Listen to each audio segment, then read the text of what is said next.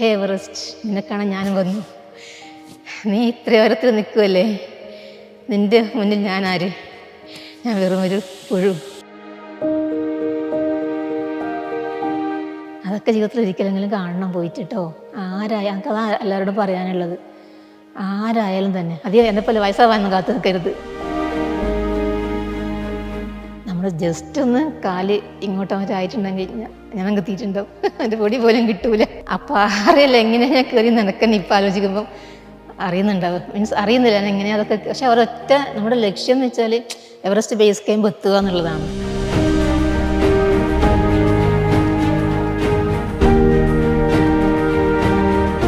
ഞാൻ വാസന്തി, കണ്ണൂർ ജില്ലയിൽ തളിപ്പറമ്പിൽ തൃച്ചംബരത്താണ് എൻ്റെ വീട്. 40 വർഷത്തോളമായിട്ട് ഞാൻ ടൈലറാണ്.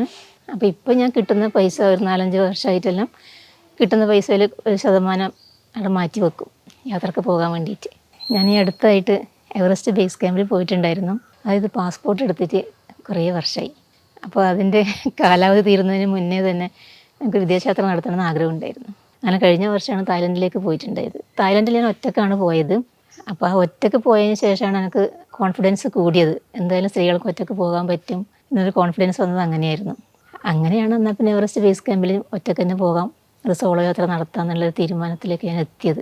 യാത്ര ചെയ്യുന്നതിന് മുന്നേ ഫുൾ യൂട്യൂബ് വീഡിയോ തന്നെയായിരുന്നു ഞാൻ നോക്കിയിട്ടുണ്ടായത്. പോയ ആൾക്കാരുടെ യൂട്യൂബ് വീഡിയോ നോക്കി, പിന്നെ ഗൂഗിൾ സെർച്ച് ചെയ്ത് അതിനെക്കുറിച്ച് പഠിച്ചു. ഞാൻ എവിടെ പോകുമ്പോൾ അതിനെക്കുറിച്ച് നന്നായി പഠിക്കും. അതുകൊണ്ട് തന്നെ എനിക്ക് വലിയ ബുദ്ധിമുട്ടൊന്നും തോന്നിയില്ല. ഫാമിലീൻ്റെ 100% കട്ട സപ്പോർട്ടാണ്. അമ്മ പോയിക്കോ, അമ്മക്ക് ധൈര്യമായിട്ട് തിരിച്ചു വരാൻ പറ്റും എന്നൊക്കെയുള്ള സപ്പോർട്ടാണ്. അവരുടെ സപ്പോർട്ട് കൊണ്ടാണ് എനിക്ക് ഇതൊക്കെ ചെയ്യാൻ പറ്റിയത് എന്നാണ്.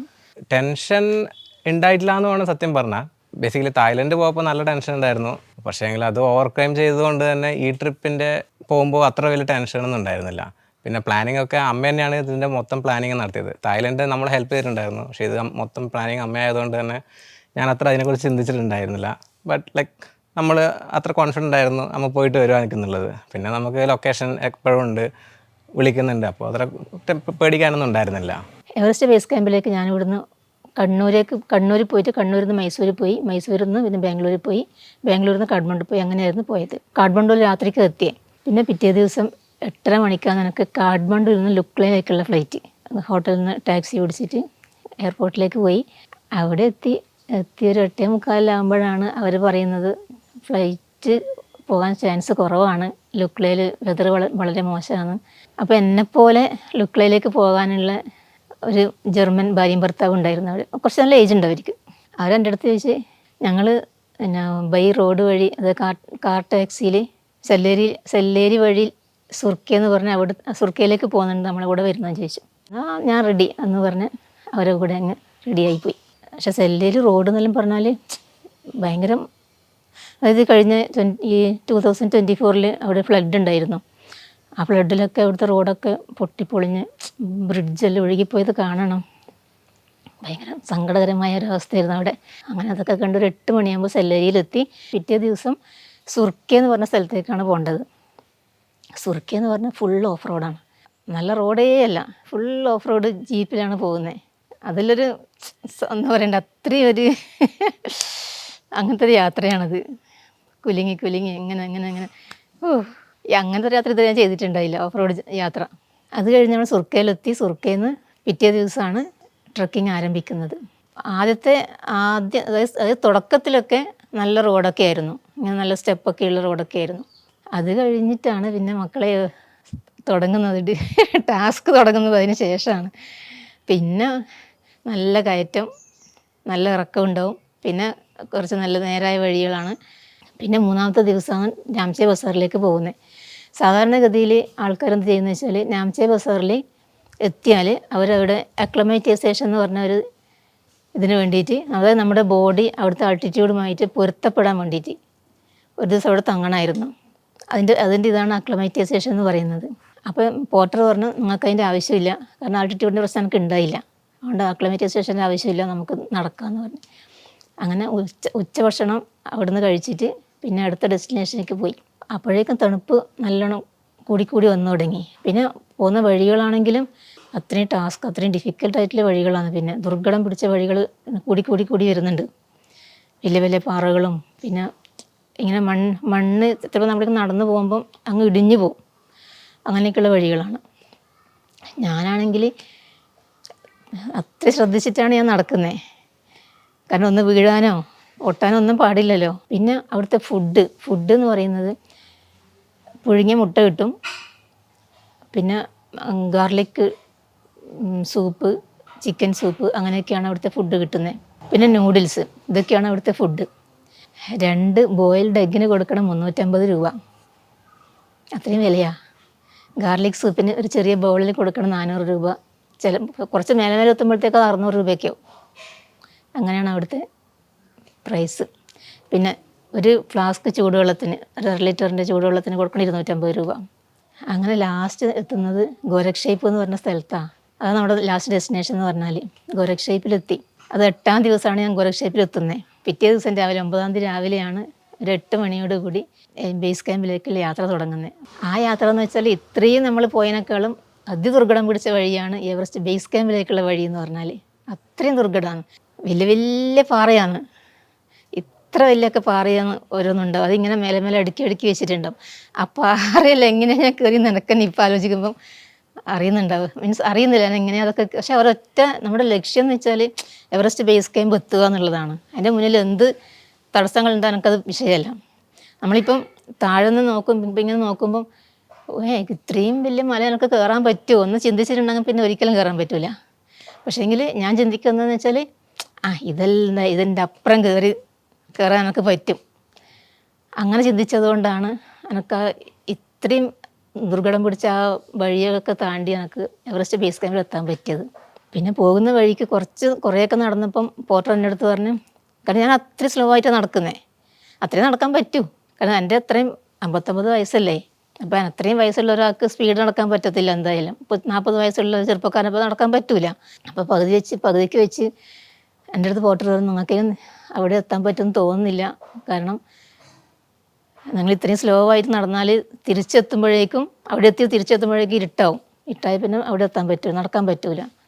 അപ്പോൾ ഞാൻ പറഞ്ഞു, ഞാൻ ഇത്രയും 8 ദിവസം നടന്ന് 9ാം ദിവസമായി. എനിക്ക് പകുതിക്ക് വെച്ച് മടങ്ങാൻ അത് പറ്റൂല. എനിക്ക് എന്തായാലും EVC പോയേ പറ്റൂ. എന്ത് സംഭവിച്ചാലും ശരി എനിക്ക് EVC പോകണമെന്ന് പറഞ്ഞു. പിന്നെ അയാൾ പറഞ്ഞു, എന്നാൽ പിന്നെ ഓക്കെ നടന്നോളാൻ പറഞ്ഞു. ഞാൻ പിന്നെ നടന്ന് അത് കുറച്ച് നടക്കും, അവിടെ നിൽക്കും, ഒരു 4-5 ബ്രീത്ത് എടുക്കും, പിന്നെ നടക്കും. അങ്ങനെ നടന്ന് അവസാനം EVCയിലെത്തി. അതായത് നമ്മളിപ്പം ഒരു മൗണ്ടൻ എന്ന് വെച്ചാൽ ഇങ്ങനെ താഴ്ന്നേ പോയി കയറി ഇവിടെ അതിൻ്റെ പീക്ക് എത്തും, പിന്നെയും ഇറങ്ങണം. അങ്ങനെ ആ പീക്കിലെത്തിയിട്ട് പിന്നെ ഇറക്കത്തിലാണ് ഈ ബേസ് ക്യാമ്പ് വരുന്നത്. അപ്പോൾ അവിടെ പീക്കിലെത്തി ആ ബേസ് ക്യാമ്പിലെത്തുമ്പോഴേക്കും അയാൾ പറഞ്ഞു, ഇതാ ബേസ് ക്യാമ്പ് അവിടെ എത്താനായി എന്ന് പറഞ്ഞു. അപ്പോൾ പിന്നെ സന്തോഷമായി. അതെനിക്ക് ഇപ്പോഴും വിചാരിക്കാൻ പറ്റുന്നില്ല അവിടെ എത്തിയ അനുഭവം. ബേസ് ക്യാമ്പിലെത്തുമ്പോൾ നമ്മൾക്ക് എന്താ പറയുക, സങ്കടമാണോ സന്തോഷമാണോ എന്നൊന്നും പറയാൻ പറ്റില്ല. അങ്ങനത്തെ ഒരു അനുഭവമായിരുന്നു അവിടെ ഉണ്ടായത്. കാരണം ഒരു വർഷത്തെ സ്വപ്നം സാക്ഷാത്കരിക്കുന്നൊരു ഒരു സമയം, ഒരു മൊമെൻ്റാണ്. ഒരു ഗോൾഡൻ മൊമെൻ്റ് എന്ന് പറയില്ലേ, ആ ഒരു സുവർണ്ണ നിമിഷം. അതിന് വേണ്ടിയിട്ടാണ് ഞാൻ ഈ 4 മാസമൊക്കെ ഇങ്ങനെ എക്സസൈസ് ചെയ്തിട്ടും നടന്നിട്ടും ഒക്കെ എൻ്റെ ബോഡിയെ ഞാൻ പരുവപ്പെടുത്തിയെടുത്തത്. ആ ഒരു നിമിഷത്തിന് വേണ്ടിയിട്ടായിരുന്നു. അങ്ങനെ അവിടെ എത്തിയാൽ പിന്നെ ആർക്കായാലും തന്നെ അവിടെ എത്തുന്ന ഏവർക്കായാലും മൊത്തം ഒരു കിളി പോയൊരവസ്ഥ എന്ന് പറയില്ലേ നമ്മൾ, അങ്ങനത്തെ ഒരവസ്ഥയായിരുന്നു അവിടെ. കാരണം എന്താ ചെയ്യണ്ടേ നമ്മളെ മനസ്സിലൊന്നും കയറി വരില്ല. കാരണം അവിടെ നിന്നിട്ട് എവറസ്റ്റിനെ നോക്കുമ്പം നമുക്ക് തോന്നുന്നത്, ഹേ എവറസ്റ്റ്, നിനക്കാണ് ഞാൻ വന്നു, നീ ഇത്ര ഉയരത്തിൽ നിൽക്കുമല്ലേ, നിൻ്റെ മുന്നിൽ ഞാൻ ആര്, ഞാൻ വെറും ഒരു പുഴു, എങ്കിലും ഞാൻ വന്നില്ലേ നിന്നെ കാണാൻ എന്നൊക്കെ നമുക്ക് മനസ്സിലിങ്ങനെ തോന്നും. ഞാൻ ഇവിടുന്ന് പോകുമ്പേ പറഞ്ഞിട്ടുണ്ടായി മക്കളോട്, EVCയിൽ എത്തുകയാണെങ്കിൽ എനിക്ക് വേഷ്ടിയും കൊണ്ട് കൊടുത്തിരുന്നത് കേരളത്തിൽ തനത് പിന്നെ കോസ്റ്റ്യൂമാണല്ലോ, അത് ഡ്രസ്സാണല്ലോ, വേഷമാണല്ലോ, ആ വേഷം ധരിച്ച് എനിക്കൊരു വീഡിയോ എടുക്കണം, ഫോട്ടോ എടുക്കണം. അതുകൊണ്ട് എനിക്കിത് കൊണ്ടുപോകണം എന്ന് പറഞ്ഞിട്ട് അങ്ങനെ എടുത്ത് പോയതാണ്. അങ്ങനെ അവിടെ എത്തി അതെടുത്ത് വീഡിയോ ഫോട്ടോ ഒക്കെ എടുത്തു തന്നു. പിന്നെ ആ എവറസ്റ്റ് ബേസ് ക്യാമ്പ് എന്ന് പറയുന്നത് ഒരു പാറയാണ്. ആ പാറ എന്ന് വെച്ചാൽ നമുക്ക് പെട്ടെന്ന് ഇങ്ങനെ കയറാൻ പറ്റൂല, അതും നല്ല ഉയരത്തിലാണ്. പിന്നെയാണെങ്കിൽ സ്റ്റെപ്പ് വെക്കാൻ അവിടെ വേറൊരു പാറയൊന്നുമില്ല. അത് മൊത്തം ഗ്ലേഷ്യറാട്ടോ, മഞ്ഞിൻ്റെ മേലെയാണ് ഈ പാറയൊക്കെ കിടക്കുന്നത്. അപ്പോൾ ഈ ഗ്ലേഷ്യറിൻ്റെ മേലെയാണ് എവറസ്റ്റ് ബേസ് ക്യാമ്പ് ഉള്ളത്. അങ്ങനെ ബേസ് ക്യാമ്പിൽ എങ്ങനെയല്ലോ വലിഞ്ഞ് കയറി, അത്രേ പറയാൻ പറ്റും. എങ്ങനെ കയറി ഇരുന്നിട്ട് ഇങ്ങനെ നിരങ്ങിയിട്ടൊക്കെയാണ് അതിൻ്റെ മേലെ ഞാൻ കയറിയിട്ടുണ്ടായത്. അങ്ങനെ കയറി അവിടുന്ന് ഫോട്ടോ ഒക്കെ എടുത്ത് വീഡിയോ ഒക്കെ എടുത്ത് താഴെ ഇറങ്ങി. എന്തായാലും സമാധാനമായി. ഇനിയിപ്പം എത്തിയില്ല പോലും. പക്ഷേ നമ്മൾ ആഗ്രഹം സാധിച്ചല്ലോ. നമ്മുടെ ഒരു വർഷത്തെ സ്വപ്നം കാണുന്നതാണ് ഇതൊക്കെ. അത് ഇറങ്ങിയത് നമ്മൾ പിന്നെയും കയറണം.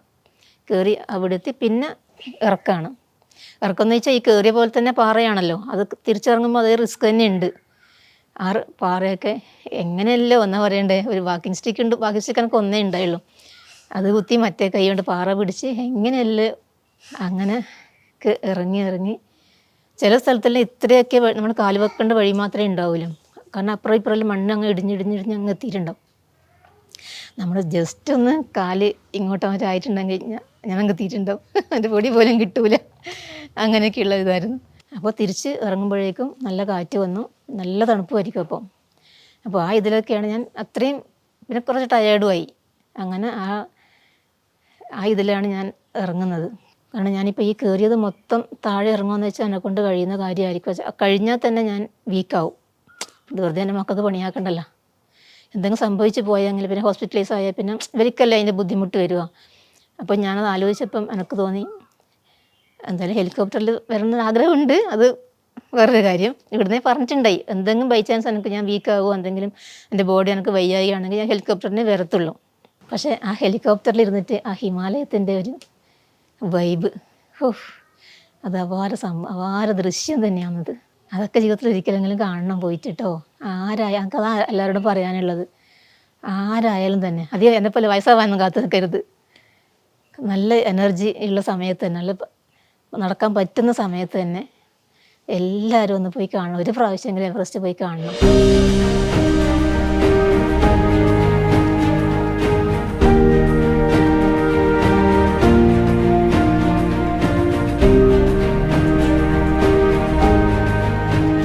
ഞാൻ താമസിച്ച ഹോട്ടലിൽ തന്നെ ഞാൻ തിരിച്ച് വന്നിട്ടുണ്ടായത്. എൻ്റെ സാധനങ്ങളൊക്കെ കുറച്ച് അവിടെ വെച്ചിട്ടാണ് ഞാൻ പോയത്.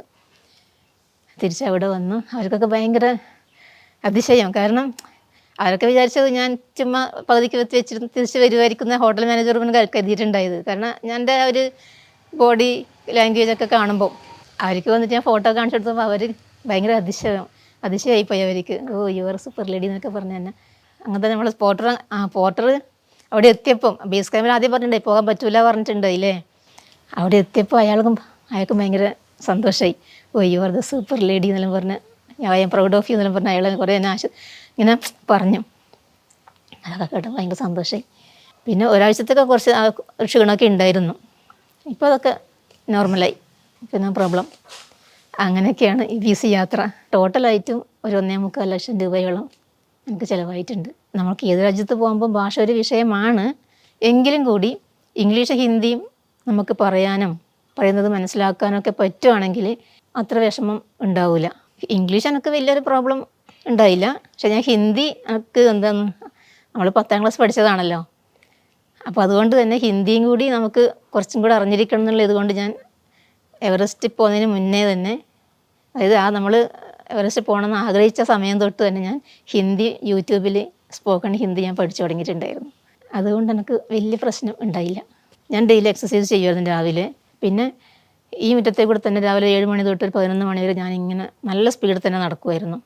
അതും ഞാൻ നടക്കുന്നത് വെറുതെ നടക്കുകയല്ല, എവറസ്റ്റിൽ പോകുന്ന, കാരണം നമുക്കതിനെപ്പറ്റി അറിയാം ഏതൊക്കെ റൂട്ടാണ്, എങ്ങനെയൊക്കെയാണ് ആ റൂട്ടിലുള്ള ആ വഴികളൊക്കെ എങ്ങനെയാണെന്ന് ഏകദേശം ഒരു ധാരണ എനിക്കുണ്ട്. അതുകൊണ്ട് തന്നെ അതൊക്കെ മനസ്സിൽ കണ്ടിട്ടാണ് ഞാൻ നടക്കുന്നത്. അതൊക്കെ എനിക്ക് ഈ യാത്രയിൽ എനിക്ക് ഭയങ്കരമായിട്ട് നന്നായിട്ട് എനിക്ക് ഉപയോഗപ്പെട്ടു. അതുകൊണ്ട് എനിക്ക് കാലിൻ്റെ വേദന ഒന്നും ഉണ്ടായിട്ടേ ഇല്ല. ഞാൻ ആക്ച്വലി കുറച്ച് യൂട്യൂബ് വീഡിയോസ് കണ്ടിട്ടുണ്ടായിരുന്നു. അപ്പോൾ ആൾക്കാർ ഇതിനെക്കുറിച്ചുള്ള ഓരോ ഹെൽത്ത് പ്രോബ്ലംസ് പറഞ്ഞിട്ടുണ്ടായിരുന്നു. അപ്പോൾ അതിനുള്ള പ്രിക്കോഷൻസ് ആയിട്ടുള്ള മരുന്നുകളൊക്കെ എടുത്തിട്ടുണ്ടായിരുന്നു. പക്ഷേ ഭാഗ്യവശാൽ അതൊന്നും ഉപയോഗിക്കേണ്ടി വന്നില്ല. അത് വലിയൊരു കാര്യമായിരുന്നു. ലൈക്ക് കൂടുതൽ ആൾട്ടിറ്റ്യൂഡ് സിക്നെസ് വരാം, അപ്പോൾ അതിൻ്റെ പ്രശ്നങ്ങളുണ്ടാവും. പക്ഷേ അതിൻ്റെ മരുന്ന് എടുത്തിട്ടുണ്ടായിരുന്നു. എനിക്ക് ലോകം മുഴുവനും കാണുന്ന വലിയ ആഗ്രഹമാണ്. നമ്മുടെ സന്തോഷ് ജോർജ് കുളങ്ങര സാറാണ് അതിൻ്റെ എല്ലാം എൻ്റെ ഗുരു എന്ന് പറയുന്നത്. അവരുടെ സഞ്ചാരം കുറേ കണ്ടിട്ടുണ്ട്. അപ്പോൾ അങ്ങേര് ഒരുപാട് രാജ്യങ്ങൾ കണ്ടു. പക്ഷെ അതൊക്കെ കാണുമ്പോൾ നമുക്കും തോന്നുമല്ലോ, പക്ഷേ എനക്കും പോകണം അവിടെ, എനിക്കും പോകണം അവിടെ എന്ന് തോന്നും. അങ്ങനെ ലോകം മുഴുവൻ കാണുന്നതിൽ ആഗ്രഹമുണ്ട്. എന്തായാലും നടക്കുമെന്ന് നമുക്ക് പറയാൻ പറ്റില്ല, ആഗ്രഹിക്കാം. എവറസ്റ്റ് ബേസ് ക്യാമ്പ് പോലെ തന്നെ കുറച്ചും കൂടി റിസ്ക് ഉള്ള ഒരു സ്ഥലം തന്നെയാണ് ഈ ചൈന വൻമതിൽ എന്ന് പറയുന്ന സാധനം. അത് 21,000 കിലോമീറ്റർ അത്രയും നടക്കണ്ടെങ്കിൽ പോലും നടക്കാൻ ഒരുപാടുണ്ട്, കയറ്റം കുറേ കയറാനുണ്ടെന്നാണ് ഞാൻ മനസ്സിലാക്കിയത്. അപ്പോൾ അതാണ് ബക്കറ്റ് ലിസ്റ്റിലത്തെ അടുത്ത ഡെസ്റ്റിനേഷൻ എന്ന് പറയുന്നത്. അടുത്ത് പോകാൻ ഒത്തിരി ആഗ്രഹമുള്ള സ്ഥലം ചൈന വൻമതിൽ കാണണം എന്നാണ്. അത് സാധ്യമാകുമെന്നാണ് എൻ്റെ ഒരു വിശ്വാസം. ഞാൻ അതിനു വേണ്ടി പരിശ്രമം തുടങ്ങിക്കഴിഞ്ഞു. എന്തായാലും സാമ്പത്തികം കുറേ വേണം, എന്നാലേ നടക്കൂല. എന്തായാലും ഈ വർഷം പോകാൻ പറ്റുമെന്നാണ് എൻ്റെ ഒരു വിശ്വാസം. നോക്കാം.